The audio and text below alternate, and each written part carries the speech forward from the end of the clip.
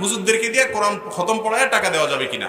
দেওয়া যাবে, এতে কোনো অসুবিধা কিচ্ছু নাই, কারণ এই মাসআলা আমার হুজুর জাতীয় মানুষের ফায়দা আছে, আমি সেটাই বলতেছি। দেয়া যাবে, এতে লাভও হবে, তবে লাভটা যে দিবে তার হবে না, যিনি কোরআন তেলাওয়াত করলেন তারই হবে, আর যিনি টাকা দিলেন তার আমও গেছে, সালাও গেছে।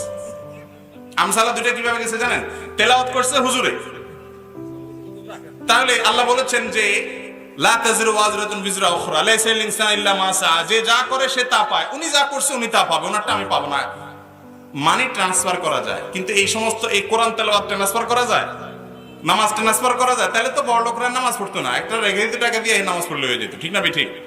অতএব হুজুর তেলাওয়াত করলে হুজুরের লাভ হইলো, আবার হুজুরের হাদিয়াও দিলাম, তাহলে হুজুর আপনার বাড়িতে এসে তেলাওয়াত করলো, তেলাওয়াতের সওয়াবের টাকাটাও পাইলো সে, খাইলো সে, আপনার আমসালা সবই গেল। কথা কি বুঝাতে পারছি? এখন এই মাসআলা হুজুরদের ব্যবসা বন্ধ হয়ে যাবে, কিন্তু কথা হাকিকত, তেলাওয়াত যাত্রা সেই করতে হবে, টাকা দিয়ে তেলাওয়াত হয় না।